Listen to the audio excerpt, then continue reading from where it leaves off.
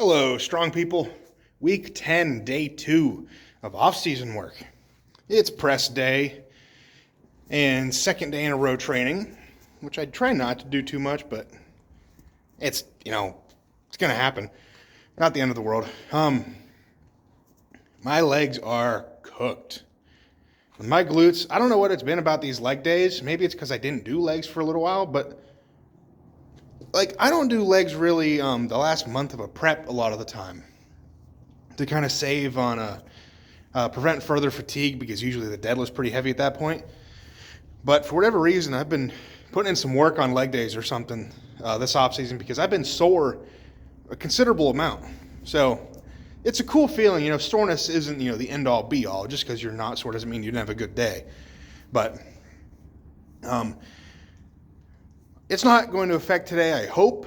Today's a 3-rep max strict press on the axle. So it's been a long time since I've done an axle strict press standing. I don't even know when. It's quite a while. Done a lot of log strict press over the last year or so, but not an axle. So this is also going to be my first time doing any sort of standing press since the week after OSG or something. So that should be interesting.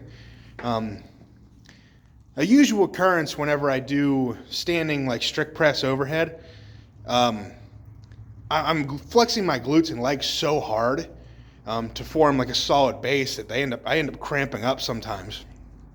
And that's what messes me up in my overhead more than the press itself failing or triceps or whatever.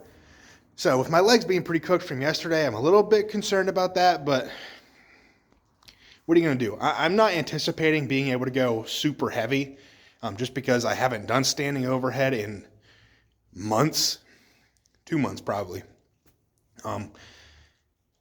Yeah, that's really why. I haven't done any sort of standing pressing. I've done plenty of seated pressing, of course, but this is also going to be another test on my low back because when I heard it, leaning back was the main issue. So I lean back when I strict press. So I'm going to try to maybe mitigate that a little bit.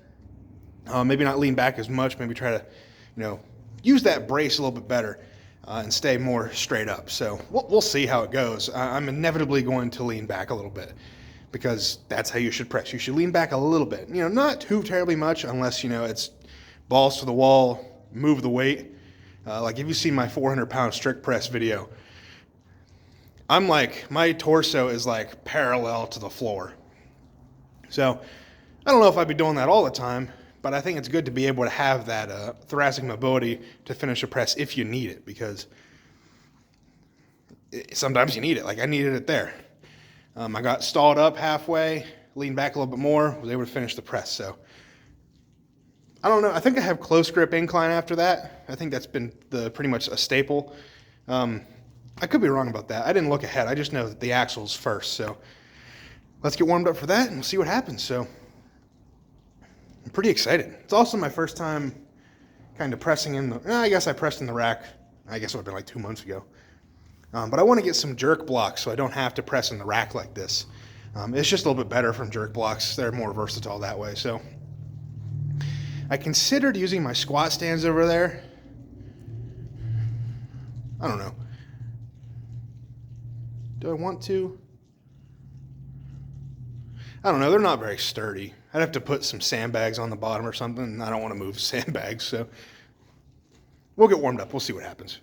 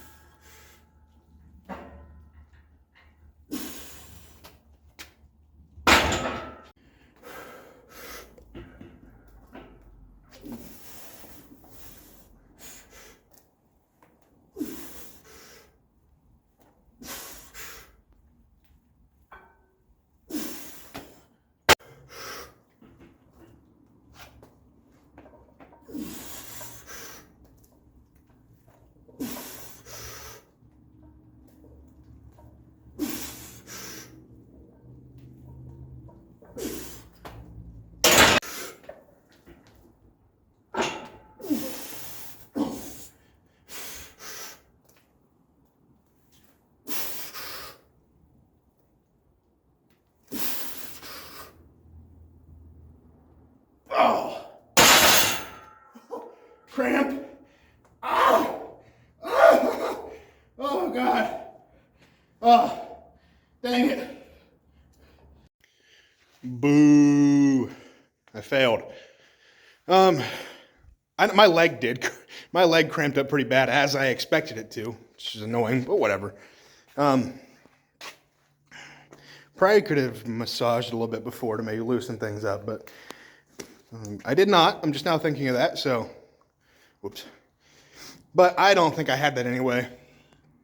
I would have had to push pretty far back, lean pretty far back to do that, and I'm just not willing to do that just yet.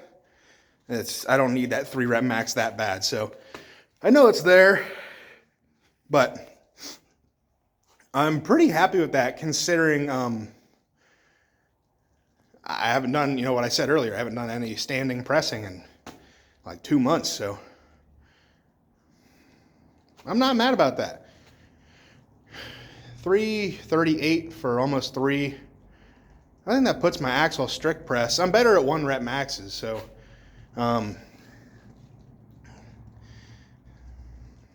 370-ish maybe.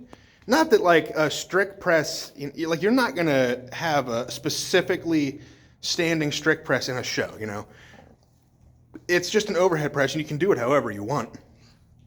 So there's some like one-off shows that have stuff like that, but at least in strongman, really, you're probably never going to see a show that's like you have to strict press, because it's a really weird movement to judge. That's why they removed it from like Olympic lifting, I think, back in the day.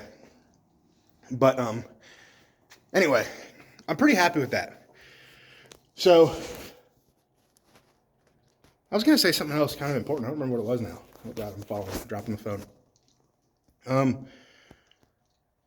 Probably a bit of an aggressive jump I also don't know if I was supposed to clean that today. I don't think I'm guessing I wasn't. It didn't specifically say from rack, but I was like, I'm going from rack. But that felt very good, actually. I'm pleasantly surprised at that. My footing was a little bit weird at first. I wasn't sure where to stand. And historically, axle has been a worse strict press variation for me than log. Of course, I've done a lot more log strict press, at least in the last 2 year or 2, whatever I said earlier. But log, they're 2 very strange movements to compare, because with this one, I get a lot of leg drive. I wouldn't say I can rack the axle very well, but I can touch here, and I have the bar sitting on my body, so I can get a lot better. I just feel like I'm in a lot more explosive position to properly use my leg drive. On log, every now and then I have those certain like push presses where my body will go, but the log will just like flip or roll a certain way. I feel like I can use more power from my legs and put it into the axle, straight bar in general. I don't know. That's probably just a technique issue on log, something I need to work on, because obviously I have a lot of surface area on my chest when I'm using a log, it's a bigger implement. But that was cool. I'm disappointed I didn't get that, but I'm not overly mad about it considering everything. So I actually have a close grip axle bench next, not incline, just standard flat bench with an axle. So sets of 7, I think. So I'm pretty excited for that. Let's of course, got to strip all this down and fix the safeties, and give me a few minutes.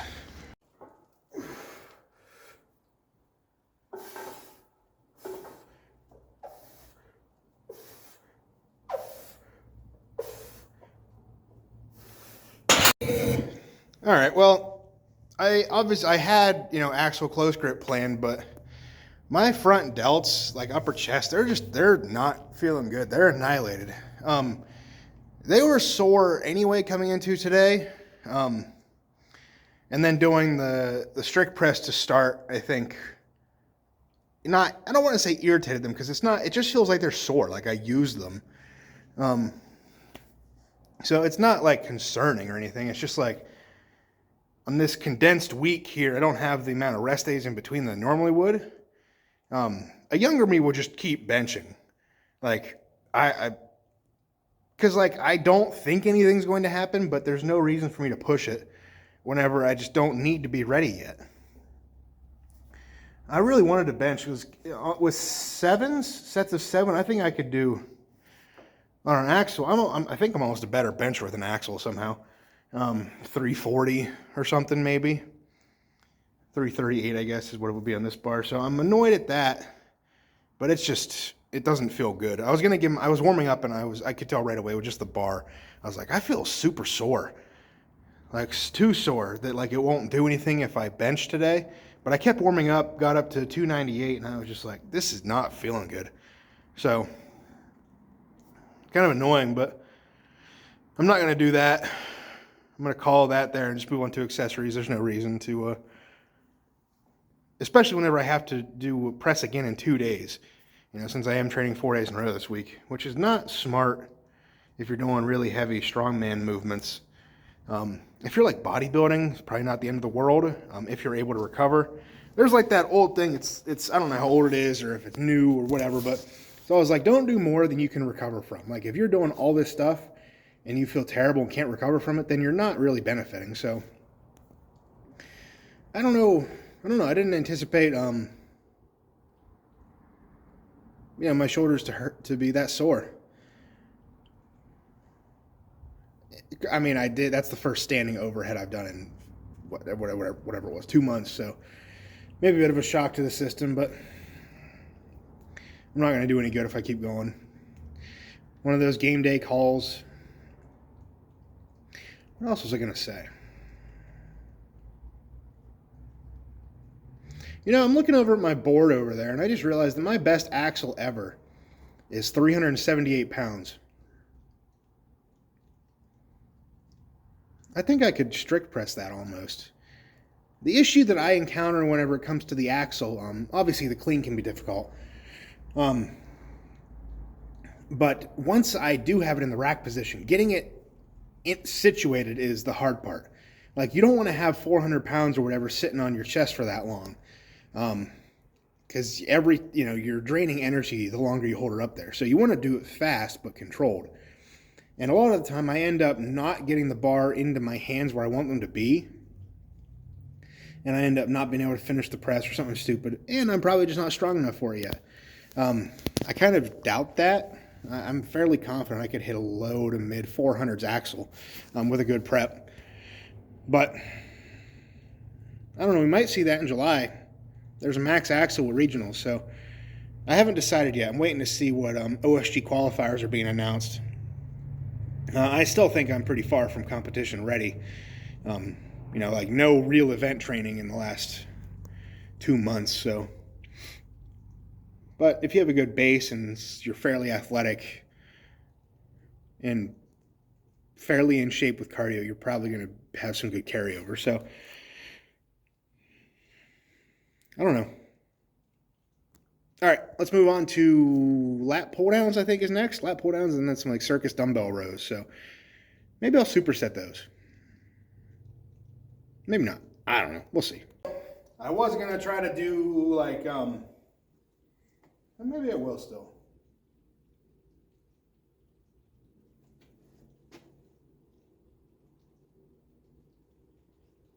Might have to do some rearranging here real quick. But anyway. I'm still thinking about what I want to do. For right now, I'm doing lat pull downs. Sets of 7, so this should be pretty heavy. I don't know if I have enough weight on here, but we'll find out. Okay, maybe I do. Ooh, that stretches the shoulder.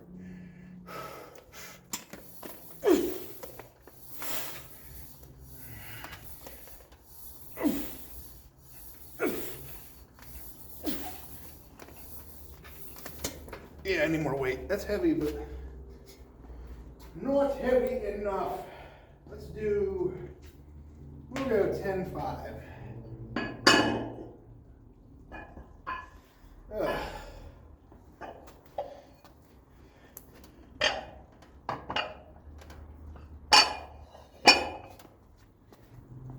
It's like not overly cold out here tonight. It's I don't know. Like I'm obviously just wearing like a long sleeve t-shirt and shorts and a beanie, so I'm not cold, but temperature's definitely dropping a little bit, but I'll take it.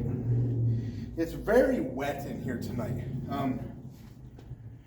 It's been warmer the last 2 days, so everything's kind of defrosting, and it feels like the inside of the gym is defrosting because, like specifically over there where I was pressing, the floor is pretty slippery. All right.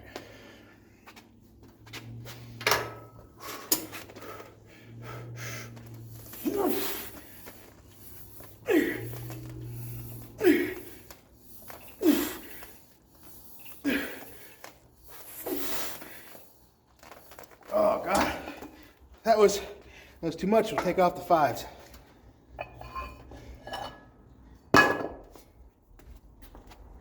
I really didn't anticipate that being that much heavier. All right.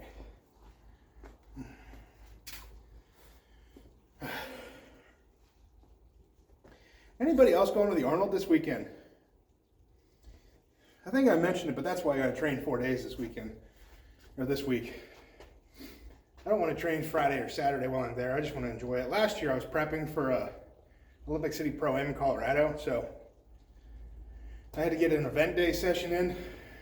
I think I talked about this yesterday, but I don't have, I'm not prepping for a comp right now, so it's not dire need, and I obviously want to make my training sessions as good as they can be, but I'm not worried about 4 days in a row this week. If I was 2 weeks out from a show, 3 weeks out, 4 days in a row is a no-go. Because 3 weeks out, you are at the heaviest stuff you're going to pick up, 2 or 3 weeks out. So if you're hitting, like a near max single on log, or whatever it might be, max effort just about moving events, 1,000-pound yoke, 350 plus farmers, whatever. Plus another press day. Like you doing that 4 days in a row. Oh, and a heavy deadlift. I don't think I said that. You're not doing that 4 days in a row. That's unless you recover like crazy, recover like crazy. Not a great idea for the average person. That's a lot to recover from. So the 4 days in a row of off-season work, with mostly higher rep accessories the next 2 days, not a bad thing to do. All right, let's see if this is better.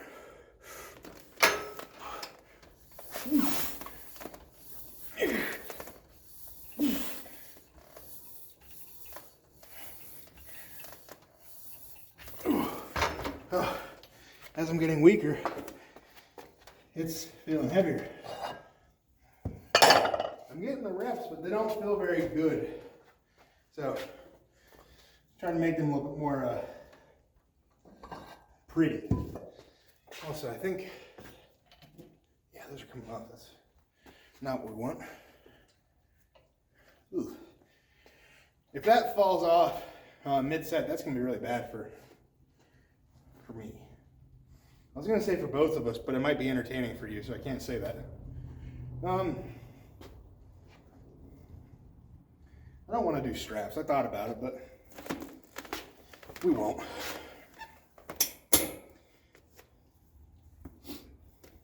I love this machine. I'm so glad I have this thing. Not that the other lap pull down wasn't, getting the job done, but I definitely say upgrading to this machine was a big win. So I forget what I paid for this. It was pretty cheap. It was like a third of what I paid for what it would cost new. And it's brand new. It really is. Can't complain. I hope one of these days I find a Titan Fitness quad extension hamstring curl machine, one that's both. I see them online, but I don't want to spend like $600 right now. It's probably a bad idea, so I don't know. I want a leg accessory machine. And those are pretty small, plate loadable, so pretty good fit. A belt squat would be cool. I'm trying to think of what else. It's just if I start getting into the belt squat, leg press stuff, I'm running out of room doing that. Because I don't want this, well,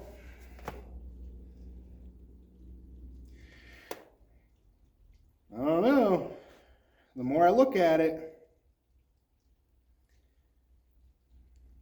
the whole thing is I wanted to split this garage into like two. So it's 50 feet long. That side has a slight grade to it for the drain. This side over here is flat. So, and it's, there's one of the stress cuts or whatever in the center.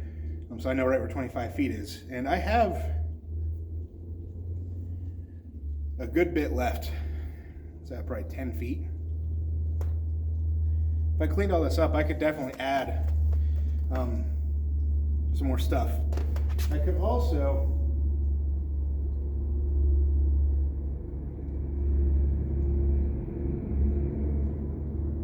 I could move the platforms over a little bit more, but I want some walking room over there, some maneuverability, just because I didn't have any of that in the shed. So I'm talking too long. Let's do a set.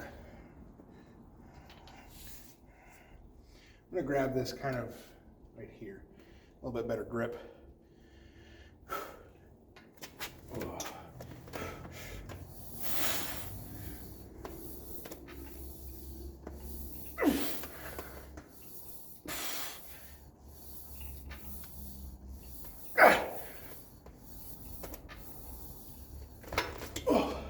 I think it's 3 sets of 7 and a plus set.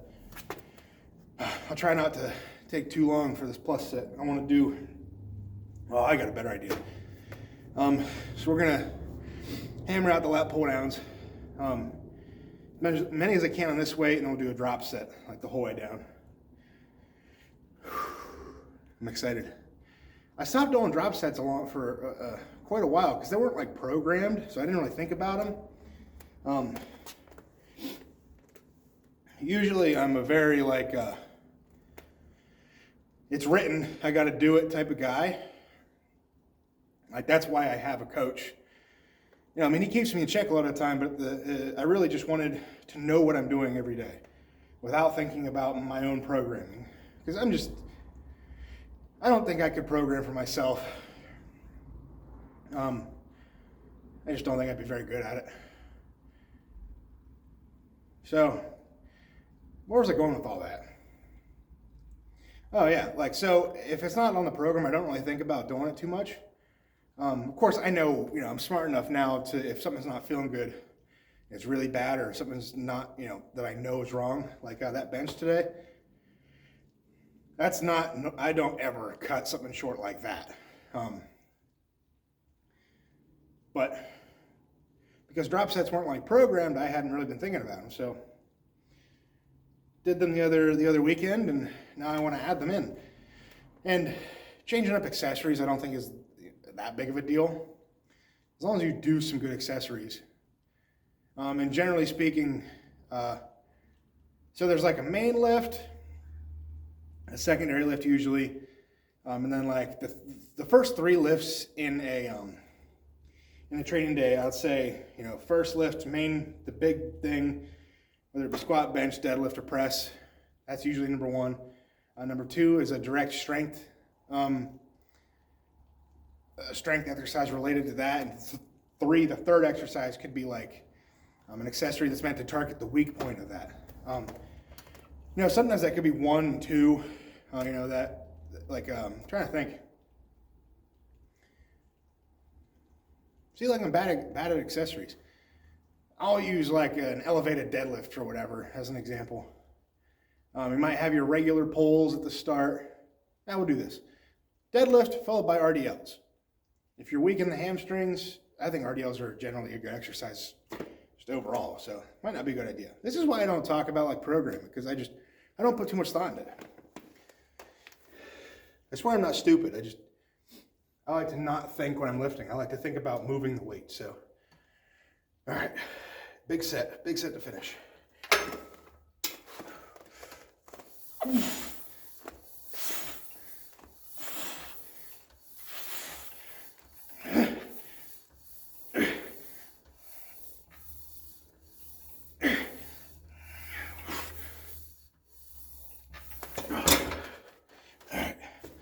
Strip it down a little bit.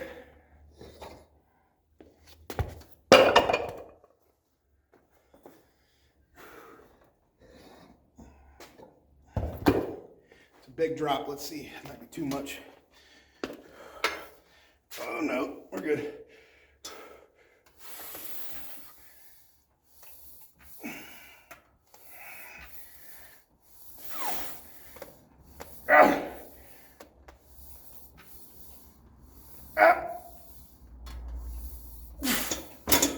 All right, one more. Oh God.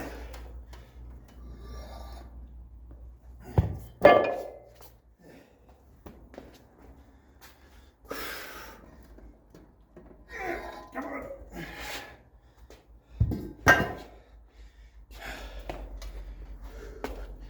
Oh, that's so light.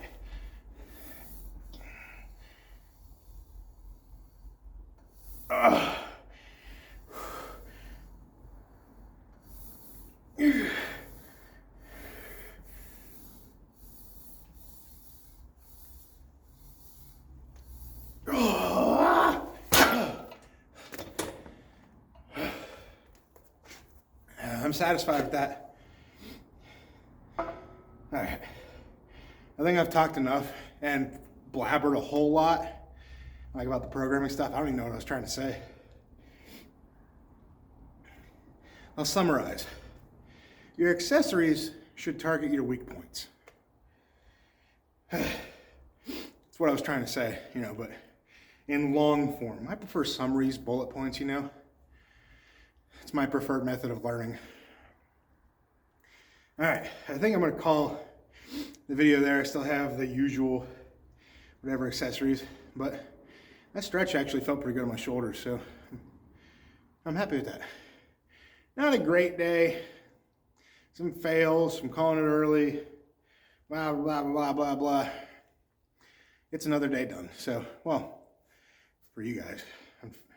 Luckily, I'm jealous. I want to be done. I want to go make steaks. That's what I want. But until tomorrow, I guess, go out, get strong, stay strong, and I'll see you guys in the next one. Peace.